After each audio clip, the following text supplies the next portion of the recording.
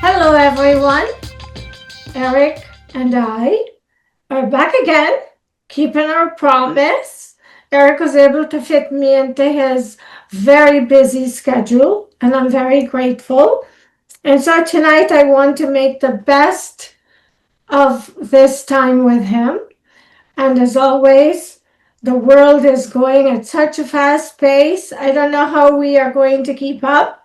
But we're going to see how much we could squish into 30 minutes of news. I left a cliffhanger in the last segment where I said that this week we would table, since Erik said that the people that we know of that were published on the list that were responsible for not very nice things that were done to other humans and children, he didn't think there would be any accountability because the files were exposed, so it would be virtually impossible to find a jury that isn't prejudiced. At least that was my take from what he said. And he can correct me if I'm wrong when we get to it. But I was thinking a lot about the reason that we've all been blinded to the truth, I'm included. I've only really been awake to the truth the last 5 years or so, and it's because something really traumatic happened in my life that drove me down the path I'm on now and woke me up in the process. And as I learned the things that I found out and realized how I was misled, manipulated, lied to, used, abused, it feels like, my passion to wake everyone else up started to arise inside of me, and it continues every day. So I was wondering how so many wise people, because the world is full of wise people, could have been misled. And I was thinking about it. And then I understood mainstream media. And this is my humble understanding. They know what is going on behind the scenes. They, as in those who run the world. And so in order to mislead us, because we, in their eyes, are so stupid, they create a story. And then all of the news channels hyper-focus on these stories, and they report it in different ways. And pretty soon, because we've always depended on what came off the screen and off of newspapers, or let's say mainstream media, we all jumped on the bandwagon. And oftentimes these stories created separation. And because it was difficult back then to get to the truth, like we can today, people believed everything that they were hearing. And it fueled this. And this is what has happened for centuries. Because before the television was the newspaper, if you go and you do the homework. And so this is the reason I believe that we have been so blindly misled for so long. But we don't have any excuse to be misled now unless we are choosing to be. And so on that note, I'm going to bring Erik on, but one more thing I want to add. The people like us, and some you know of because they were scandalized in the media. I shared Julian Assange with you last week. I have another person I'm going to share with you now.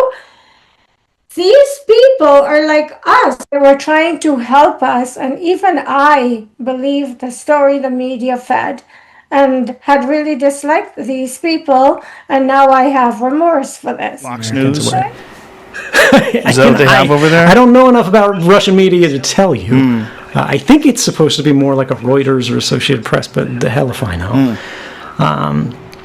But the thing is this. What's the alternative? right? Yes, the Russian government could screw me, but they could screw me even if I didn't say anything. And so should I shut up and be quiet in the face of things that I think are injustices because it makes me safer? Well, a lot of pragmatic people would say, yeah. They say you've done enough. They say you've done your part. They say whatever. Be safe, live long, be happy. But I didn't come forward to be safe. If I wanted to be safe, I'd still be sitting in Hawaii, making a hell of a lot of money to spy on all of you, right? And nobody ever would have known about this. The system would have gotten worse.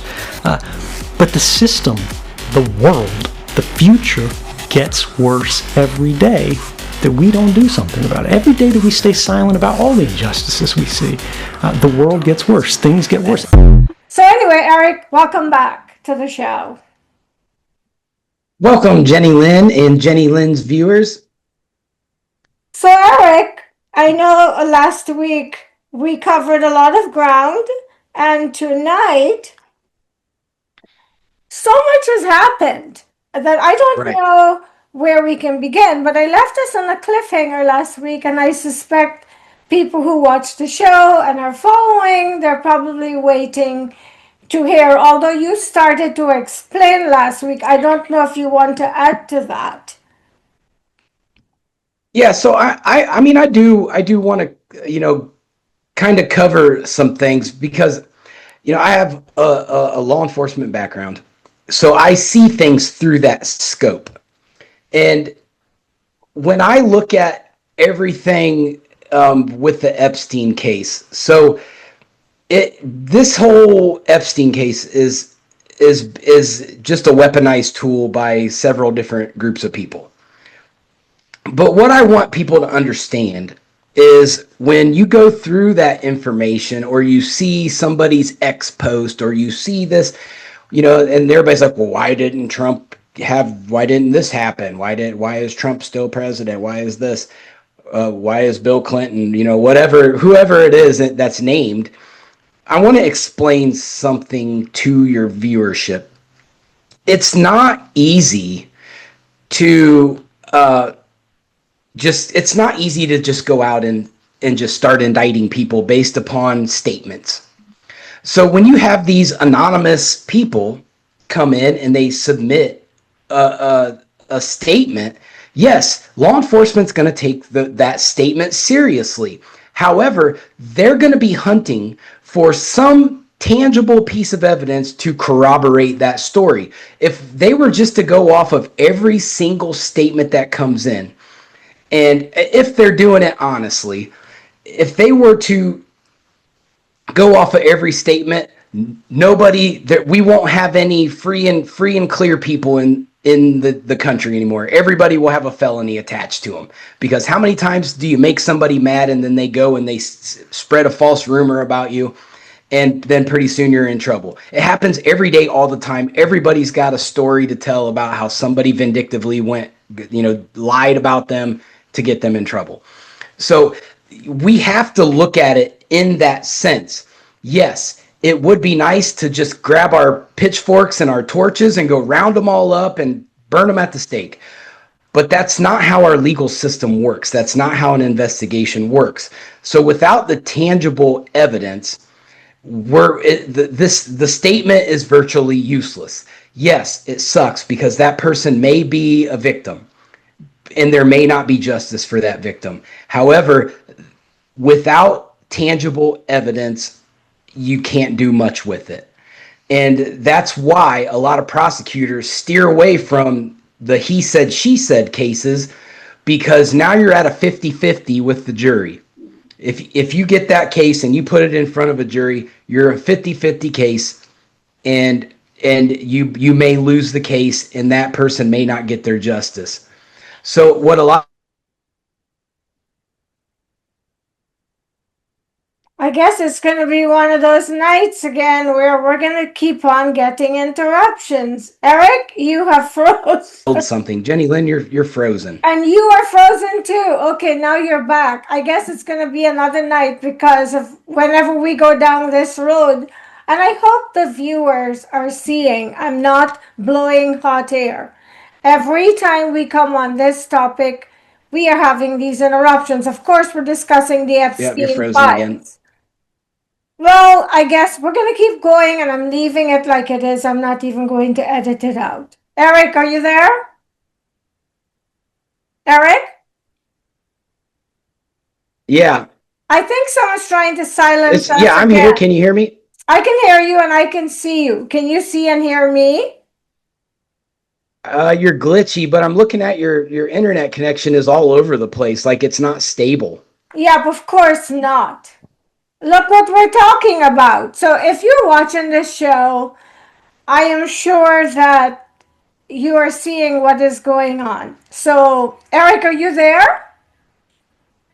Yeah. You're back. Can you hear me? Yeah, I can hear you. So we clearly have interference again because we're talking about the Epstein files. And Erik, I heard what you said, but I think at this stage of the game, there's so many witnesses, so many. I mean, I get what you're saying, but I feel like it's not a case of he said, she said, I did this or I didn't do this. I think that based on what we're hearing, and I have not read them, but people who I trust who have read them and are reporting, some are lawyers that are reading it and simplifying it for the average person. It sounds like me that like there's enough evidence to incriminate people. But Erik, here's a thought that occurred to me after the last show. Could the reason they released the files be that very reason, to protect people because they know? Yeah, you've completely glitched all the way out, Jennylyn. All right, we'll see what happens when we finish the video, but people can see what happens when we're discussing this topic, right? Yes, definitely. It keeps saying that it's your network. And my network is fine on my phone. I have my phone here. My phone is perfect. No glitching on my phone. So if you're watching this show, I hope you understand we're not shooting hot air. You're seeing for yourself what is happening when we go down this road. But Erik, what I was saying, and I'm going to repeat it. Can you hear me, Erik? Yeah.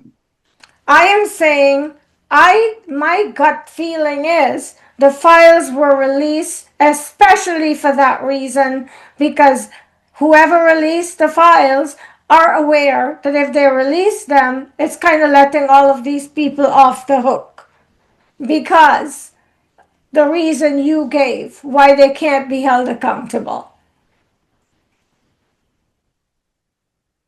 Yeah, this is going to be a dead issue. It's never good. There's never going to be accountability.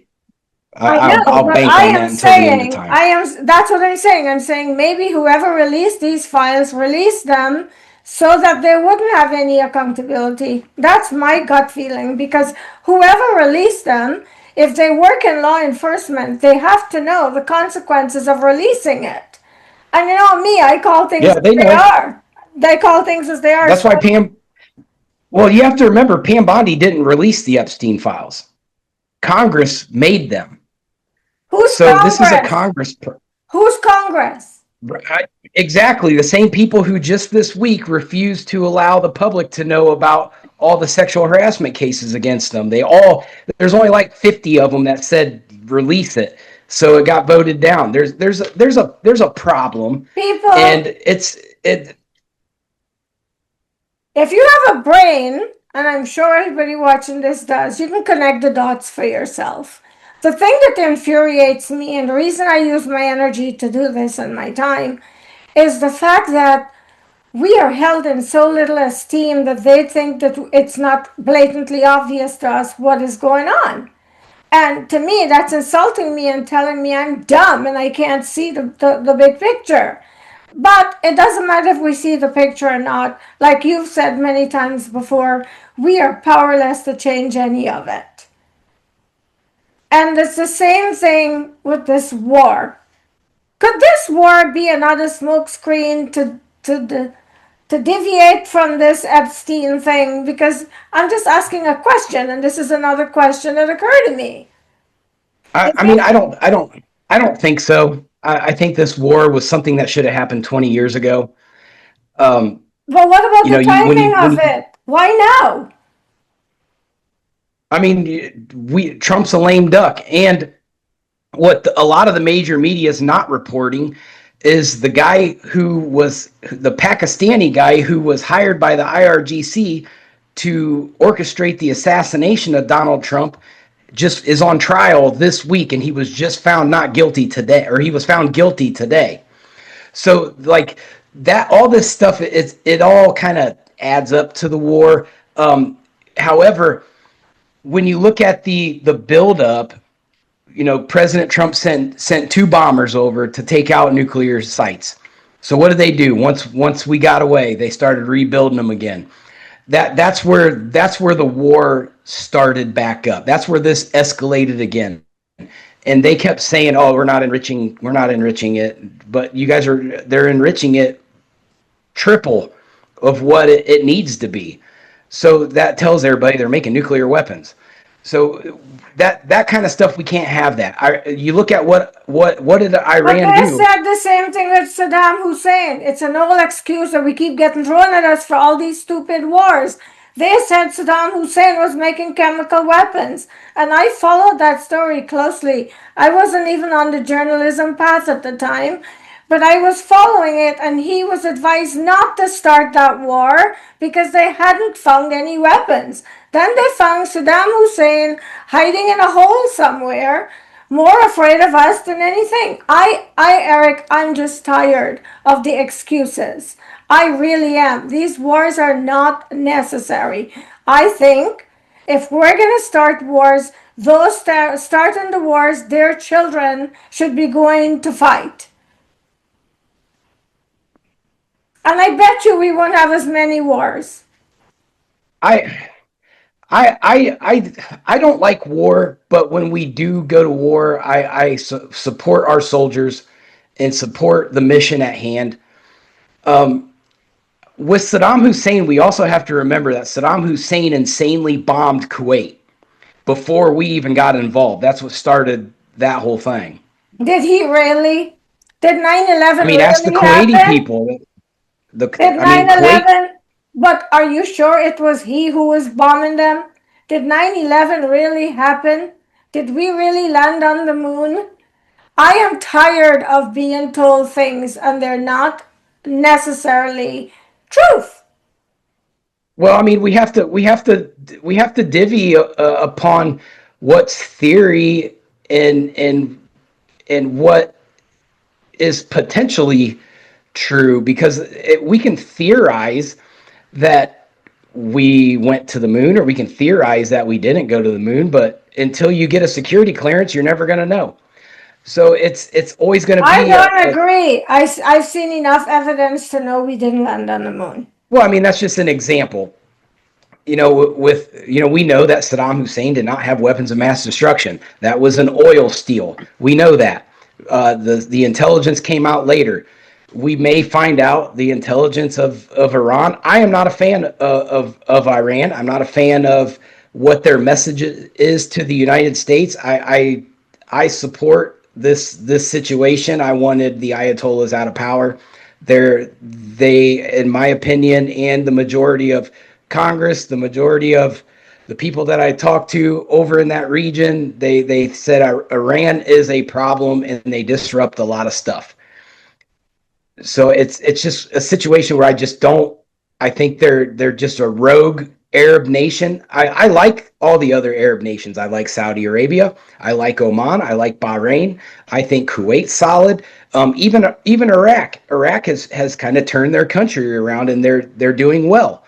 So Iran, it's a big kind of like they're the wild card country over there.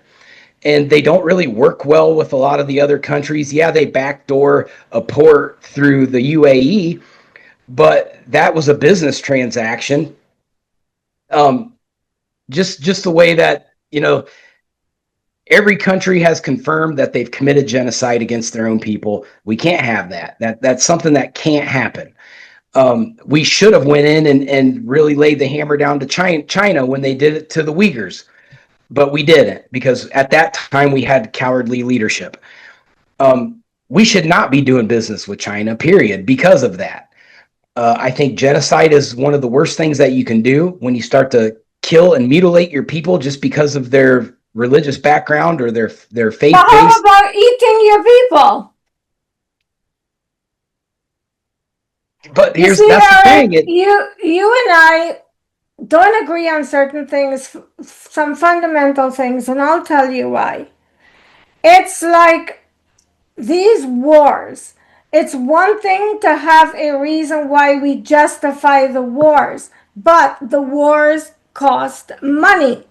And we are Yeah. being told we don't have money. And I know I go to work every day, even if when I don't feel well, and I am paying taxes. And our country is in the worst I've ever seen it. Have you gone to the store? I was watching a video someone made the other day where this guy showed he paid $9 for a cucumber. That is where I come from. How can we have money to fight wars when we have people here starving? That's my passion, Erik. Take Yeah, care I of us, understand. and when we are taken care of and we have surplus, then we can justify these wars. But you can't have our people starving and we're going on and on about their policies in other countries and what is wrong there. I don't understand how people are okay with that. And you said we weren't going to have a war. So what do you call Well, what's happening now? I mean, I didn't think it would come to that because Ah, but you have to understand, I base that upon what history says. Every world leader, every president we've ever had talked a big game about Iran and never did anything about it. Every president going all the way back to, I believe, Reagan, maybe before Reagan, talked about Iran's the big evil. They're killing everybody. We still have hostages over there. The CIA agent Levinson, he's still there. So I didn't think that it would come to that. I thought, well, we're scared of their nuclear programs and we don't want to start a nuclear war, so we'll just throw more sanctions on them and make it harder for them to make money. That's what I thought would happen. I saw the war coming.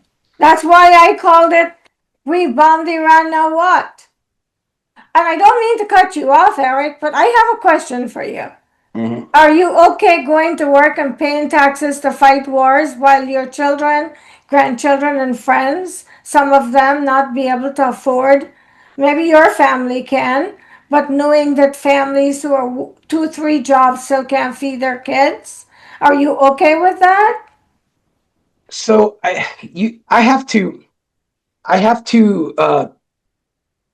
kind of deflect. I come from a military family. The greatest honor that my family has is to die for this country, no matter what the circumstances are. I know that in Russia, it's the same way. The greatest honor you can have is to die for your country. I know it's like that in Iran. What better way to die than in battle for your country? A lot of people have that mentality. I'm not going to fully westernize myself to this peace and love ideology,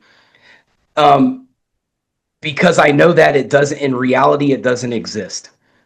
And yes, do I want wars? No, I don't want to see anybody die. I don't want to see death. I don't want to see anybody die. Do I want to see homeless people? I spent my whole Thanksgiving, me and my friend T, we ran around Metro Atlanta feeding homeless people on Thanksgiving Day. I didn't eat Thanksgiving food. I went and fed homeless people. And when we sit here and we look at the people who are well off, and they are not doing anything to help homeless people, and they are not doing enough or their fair share or whatnot, then I can't blame my government for going to a war when 90% of America is just as greedy as the government. We are too westernized, and we have forgotten what the things are that are important. And that's why I'm not opposed to the war, because I do know that when the tail end of this happens, this isn't going to be a forever war like Iraq and Afghanistan. They're getting hit so hard. And what American media is not telling you, that I have picked up on from international media, especially Pakistan, is that we're not the only ones fighting in this war. The Kurds are now in there. Australia has sent fighter jets. This is turning into something.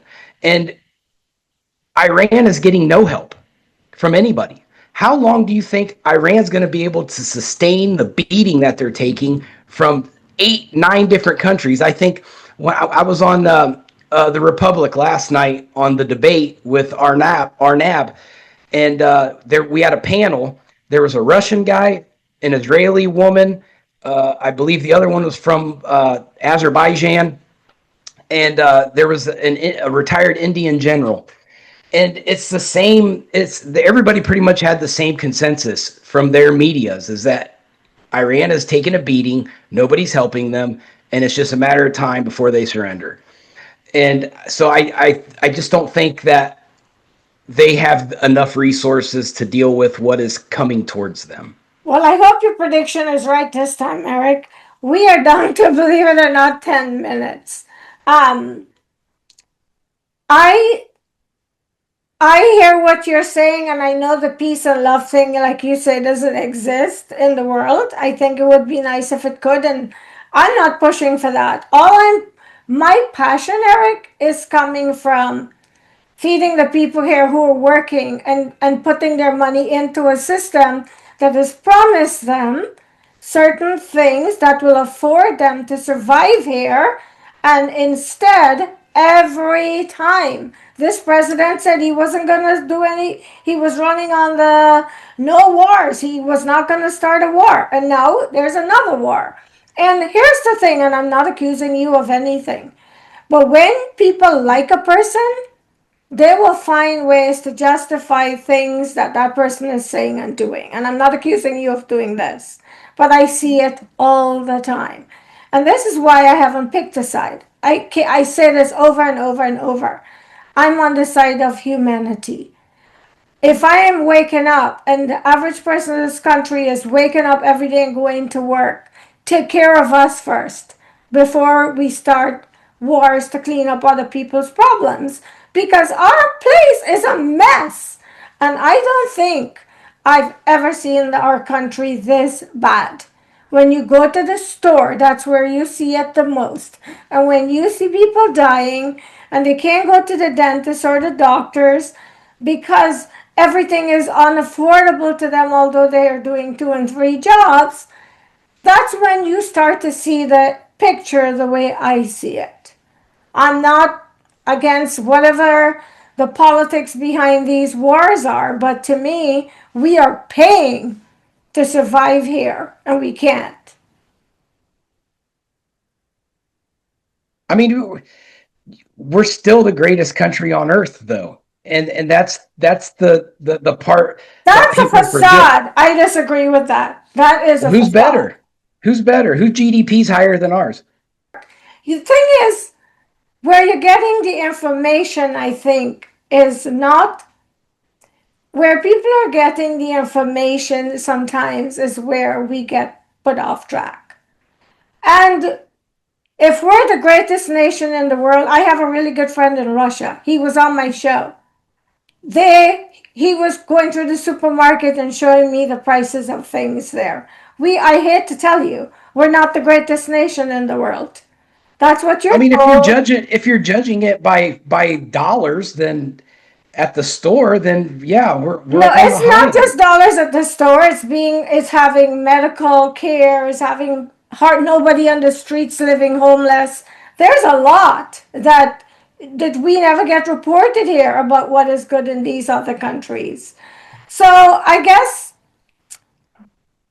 at the end of the day, there's the truth and then there's propaganda. And people will call someone like me a propagandist, probably, if they're on your side of the fence and they're behind the war and all of this. But to me, what's important is how we are living, how the average person in this country who's not wealthy is living compared to the other countries that are supposed to be inferior to our country. That's where I'm coming from with this.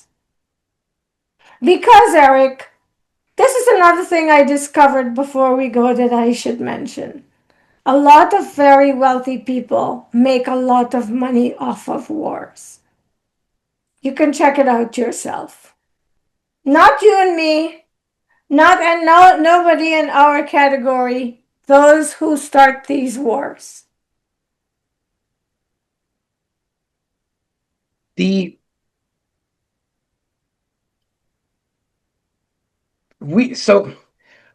is a proven fact that we have the highest GDP in the world. We have the top 3 asset management companies on the planet in the United States.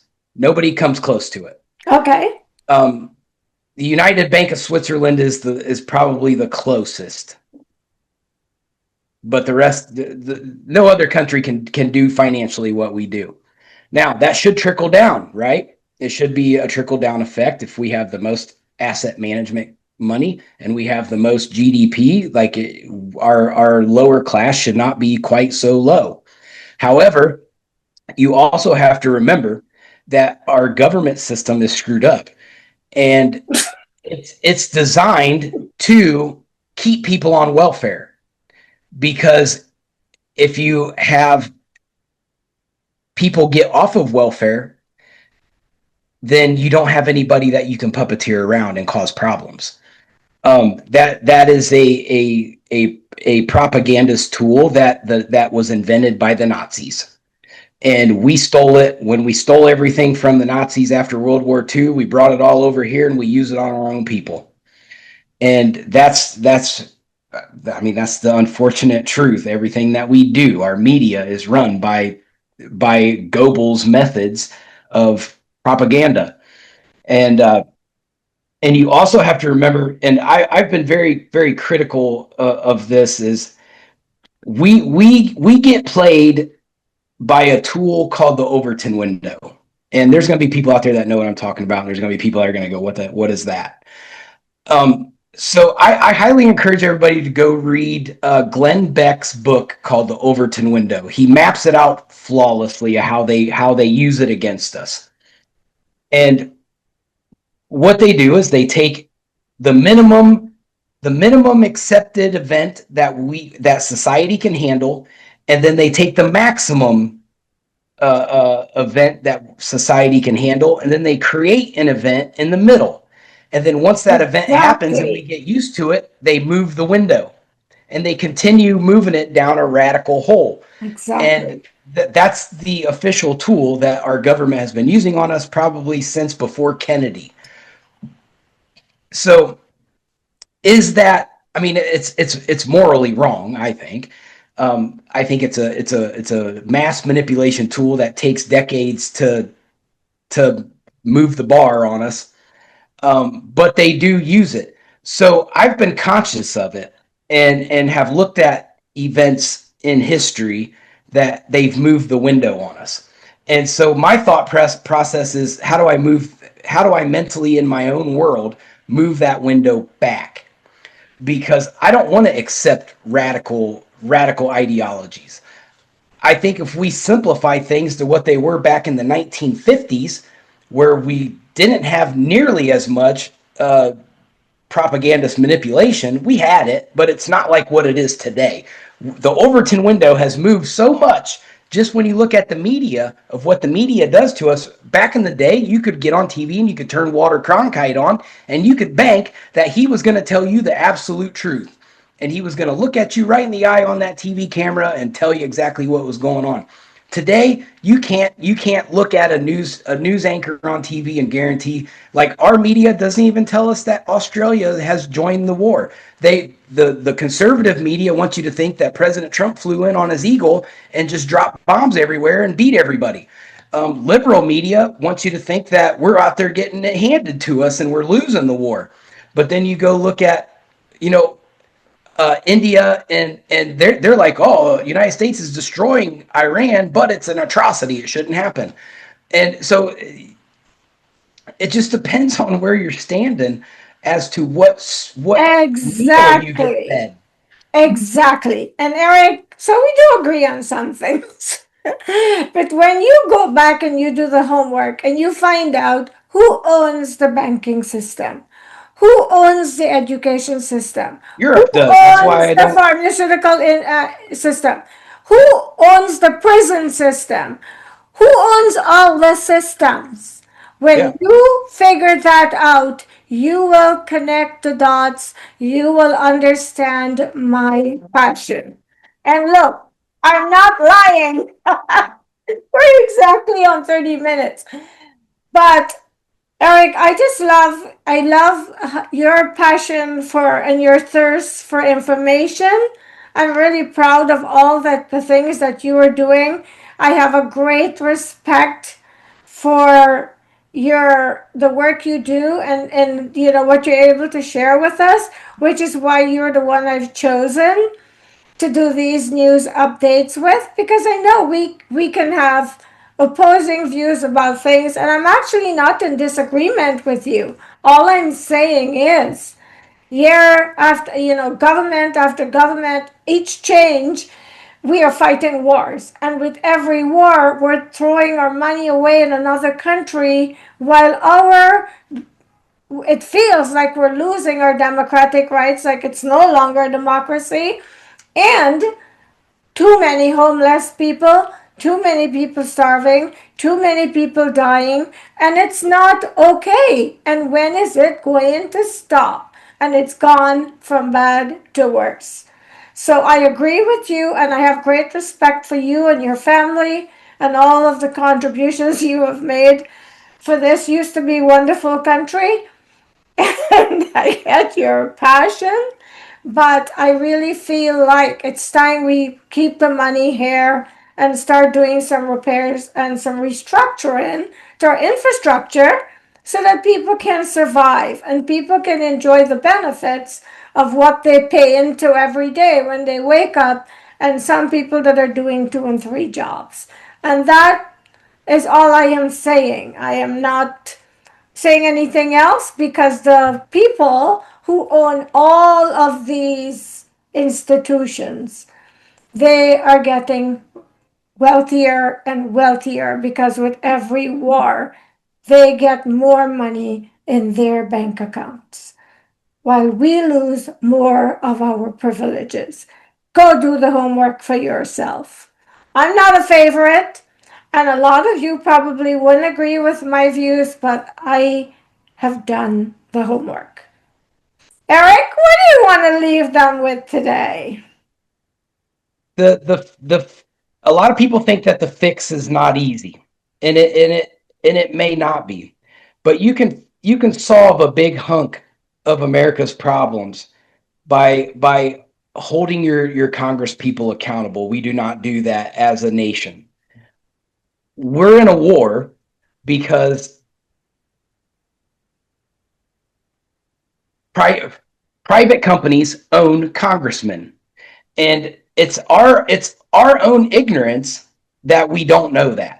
Exactly. The information is right there. You go on Open Secrets, you type in your congressmen and your senators and your representatives, and it'll tell you exactly who owns them. I think they need to make it illegal for anyone running for politics to take donations from businesses. I think they need to make it illegal for insider trading. For some reason, we can't get either one of those passed through Congress. I wonder why. Because then we cut off their $1 million get rich quick scheme. And it's our own fault as Americans for allowing this to continue. Our ignorance is destroying ourselves. And like you say, Erik, and I'm going to reiterate this point, you go and do the homework and find out who owns all of these companies, because based on my research, they own all of the politicians as well. So I'm resting my case there. And as you can see from the interruptions we got earlier, we started to talk about the Epstein files, and the evidence is on the video what happened. And it only happens. We stopped talking about Epstein, and then it turned fine. Amen. So for all of you watching who think we're blowing hot air or we don't know what we're talking about, we probably don't know what we're talking about. But how do you argue with the evidence? What happened to my Wi-Fi? My phone. Yeah, your Wi-Fi is perfect. Yeah, my Wi-Fi was perfect on my phone. It was only a problem here. So people, you decide. Like I always say, we are not here to convince you either way. All I'm trying to do is help humanity to wake up to the truth so you can make informed decisions for yourself and your family. And stop putting people on pedestals who are working against you and robbing you. And that's the bottom line. And we will be back next week, hopefully with something positive. Thank you, Erik. I love your calm. You're always so calm. And I am a ball of passion and fire, and I can't help it. You can't let them know they're getting to you. They're not getting to me. I'm just frustrated because people like you and I, who are great humans, and there's so many more of us on the planet, we are just powerless to change any of it. And so we sit here and we talk about what is wrong, but we're stuck with it as it is. And we will see you next week, and hopefully some good things will happen and we can discuss in next week's update.